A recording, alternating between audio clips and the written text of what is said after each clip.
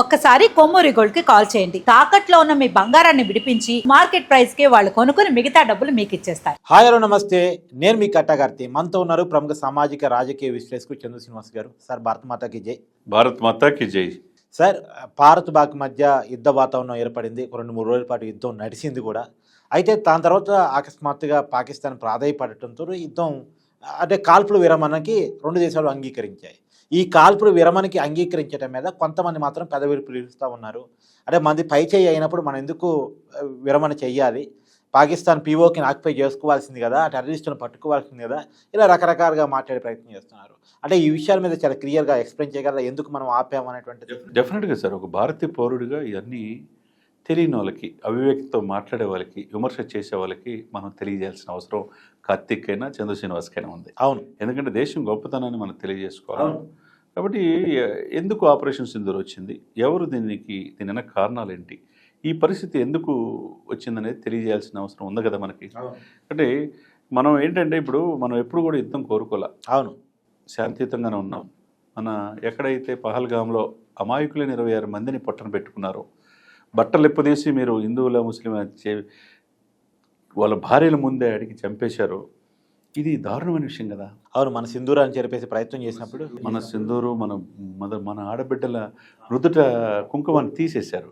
అందుకని ఆపరేషన్ సింధుని పెట్టారు. కల్నల్ ఖురేషి కావచ్చు, సోఫియా ఖురేషి కావచ్చు, తర్వాత ఇంకొక యోమికా సింగ్ కావచ్చు, వీళ్ళన్న పెట్టి మహిళలను పెట్టి నడిపాడు తెర వెనకుండి మోదీ గారి యంత్రాంగం ఎంత గొప్పది.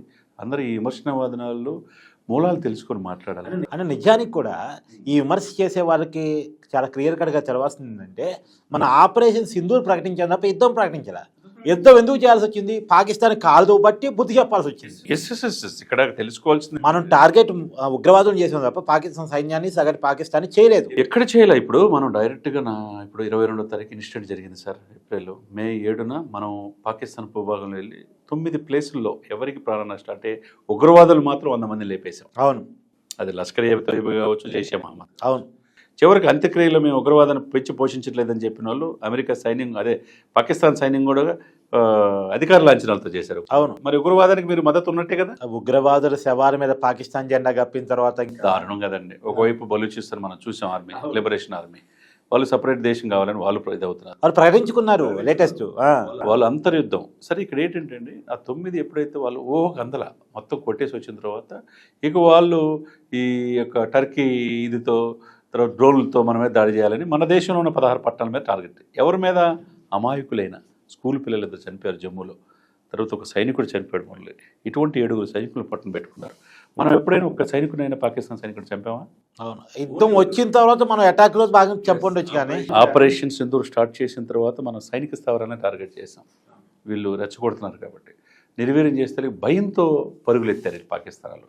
ఇక్కడ ఎందుకు అర్ధాంతరంగా ఆపించాల్సి వచ్చిందంటే, ఎప్పుడు కూడా భారతదేశం ఏంటంటే ఆర్థికంగా, తర్వాత భారతదేశంలో ప్రతి పౌరుడికి ఎంప్లాయ్మెంట్ ఇవ్వాలి, పౌరులు సుఖంగా ఉండాలి.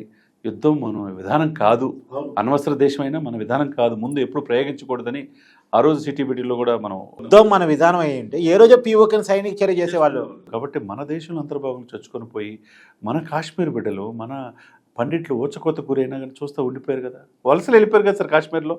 మరి అటువంటి కాశ్మీర్లో, శాంతియుతంగా ఉండాలి కాశ్మీర్లో అశాంతి కలిగిస్తుంది పాకిస్తాన్ ప్రేరేపిత ఉగ్రవాదులు కాదా?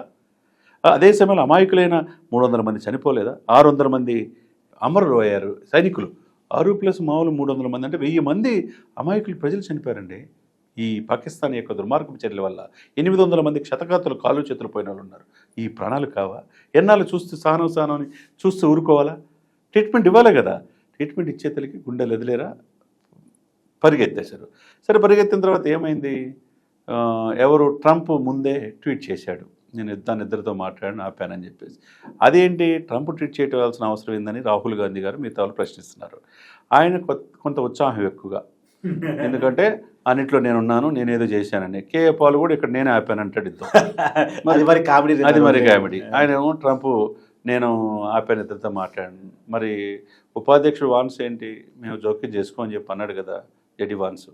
మరి తెలుసుకోవాల్సింది ఏంటంటే, ఇక్కడ మోదీ గారు కూడా చీలిక ఇంతలోనే ఏంది అర్ధాంతరంగా యుద్ధం ఆపేశాడు, కాల్పులు ఎవరైనా ఆపారు, వాళ్ళు మళ్ళీ మనమే ఇది చేశారు, ఎందుకు ఆపాలి అని చెప్పి అనుకుంటారు. సార్ అక్కడికి వెళ్ళి యుద్ధం చేస్తే తెలిసింది సార్. మనమంతా నిద్రపోయి హ్యాపీగా నిద్రపోతుంటే వాళ్ళ అర్ధరాత్రి వేళ నిద్ర లేకుండా, కంటి కుడుకు లేకుండా, -°C army, navy, air force, మహిళలు, పురుషులు అందరూ కూడా వాళ్ళ ప్రాణాలు సైతం వాళ్ళ ఫ్యామిలీని వదిలిపెట్టి యుద్ధ రంగంలోకి వెళ్తలేదా? వీళ్ళు ఊరకే ఉచిత సలహాలు ఇవ్వడానికేమి, ఆడికి వెళ్తే బార్డర్లో పంపిస్తే తెలిసింది. గుండె చచ్చిపోతారు సార్, గుండె చచ్చిపోతారు బార్డర్ అంటేనే. ఇప్పుడు ఎందుకు ఆపారు మోదీ గారు ఎక్కడ చెప్పాడు? ఇప్పుడు ట్రంప్ని ఎక్కడ ఉదరించారా? భారతదేశ విదేశాంగ కార్యదర్శి కావచ్చు, భారత విదేశాంగ కార్యదర్శి కావచ్చు, తర్వాత ఖురేషి కావచ్చు, వీళ్ళంతా మాట్లాడేటప్పుడు, తర్వాత విక్రమ్ మిస్త్రీ, వీళ్ళంతా ఏం చెప్పారు? చెప్పింది ఏంటి? వాళ్ళు డిఫెన్స్ వాళ్ళు నుంచి కావచ్చు మా దగ్గరికి వచ్చింది కాల్పులు విరమణ చేయమని వచ్చేదలికి మేము దాన్ని 5 గంటల నుంచి విత్డ్రా చేస్తున్నాం. ఇది అయితే వాళ్ళు మాత్రం కోవింపు చర్యలు మాత్రం చేస్తే ఆపరేషన్ సింధూర్ ఆగుతుందని చెప్పారు.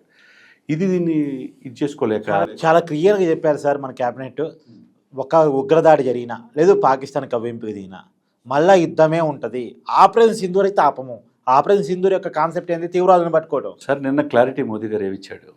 మేము పిఓకి ఎప్పటికీ మాదే. అవును, ఓకేనా? 2 ఉగ్రవాదుల విషయంలో రాజీ పడం, ఉగ్రవాదులు ఎక్కడున్నా లేపేస్తాం. Operation Sindoor continue. వీటిలో ఏ దేశం, ప్రపంచంలో ఏ దేశం మధ్యవర్తిత్వం మాకు అవసరం లేదన్నాడు.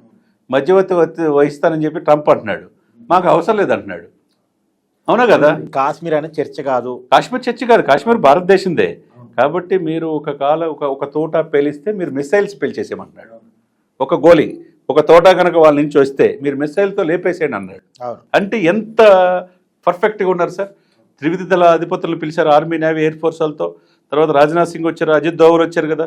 మోదీ గారు ఇంట్లో మాట్లాడడానికి ఏం కావాలి సార్? దేశం భవిష్యత్తు ముఖ్యం. రేణిపోను విమర్శలు చేసి భారత ఆర్మీ సైర్యాన్ని దెబ్బతీసే ప్రయత్నం ఎవరు చేయకూడదండి. సోషల్ మీడియాలో ట్రోల్ చేయకూడదు. ఎవరైతే విమర్శించిన వాళ్ళో ఆలోచించుకోవాలి. ఈ పరిస్థితులకు కారణం ఏంటి? ఆ రోజు నెహ్రూ చేసిన తప్పేంటి? ఈరోజు విభజన కారణం ఎవరు? ఈరోజు ఎందుకు ఇప్పుడు స్వాతంత్రం వచ్చి 7 దశాబ్దాలు అవుతున్నాయి, నిత్యం రగులుతూనే ఉన్నాయి ఈ గొడవలు అనేది ఆత్మపరిశీలన చేసుకోవాలి. దశాబ్దంలో ఎటువంటి ఉగ్రవాదులు దాడులు చేస్తే భయపడే పరిస్థితి ఈ బీజేపీ ప్రభుత్వం ఇచ్చింది. 3వసారి ప్రధానమంత్రి మోదీ అయిన తర్వాత వీళ్ళు ఏదో మన దేశం మధ్య అంతరాలు హిందువులు ముస్లింలు తేవాలనే ఉద్దేశంతో వీళ్ళు చేసే కుట్ర తప్పితే వాళ్ళు కూడా ఆలోచించుకోవాలి. విమర్శనవాదులు ఎవరైతే సోషల్ మీడియాలో ట్రోల్ చేస్తారు, చివరికి మన విదేశాంగ కార్యదర్శి ఆయన విక్రమ్ మిస్త్రీ గారి ఫ్యామిలీని కూడా ట్రోల్ చేస్తారంటే ఎంత దారుణం ఆలోచించుకోండి. సహజంగా ఆయన దేశం కోసం పనిచేస్తున్నాడు. కాశ్మీర్ పండిట్ ఆయన, ఒక ఆమె ముస్లిం మహిళ, ఒక ఆమె సింగ్. ఇటువంటి వాళ్ళు మన కోసం పనిచేస్తారు. అన్ని మతాల్లో నుండి ఐక్యమత్యంగా మనం చేసే పని చేరిన అందరూ అప్రిషియేట్ చేయాల్సింది పోయి మోదీ గారు ఏమన్నా మాయకుడా? ప్రపంచ మనల్ని పొందిన ప్రపంచ నేతగా ఆయన ఉన్నాడు. ఆయన వెనక దేశం మొత్తం ఉంది 140 కోట్ల మంది. అటువంటి విమర్శలు మానుకొని మీకు చేతనైతే దేశ దక్షిణకి వెళ్ళి వాళ్ళు కూడా సైన్యం కూడా ఆహ్వానించింది. మీరు వయసు పలానా 25 సంవత్సరాలు 40 సంవత్సరాల లోపు సైన్యంలో చేరొచ్చని. కాబట్టి మీరు ఏమైనా అవకాశం ఉంటే సైన్యంలో చేరండి, లేకపోతే కాముకు కూర్చోండి. అంతేగాని భారతదేశ సైన్యాన్ని, భారతదేశ డిఫెన్స్ మెకానిజాన్ని, భారతదేశ గౌరవమైన ప్రధానమంత్రిని, ఆయన నేతృత్వంలోని ఇటువంటి బృందాలని విమర్శించడం మానుకుంటే మంచిది. ఎవరైతే విమర్శించిన వాళ్ళు ట్రోల్ చేస్తున్నారో వాళ్ళందరినీ కేసులు పెట్టి లోపల పంపిస్తే ఇంకొకటి మాట్లాడతానికి భయం అనేది ఉంటుంది సార్.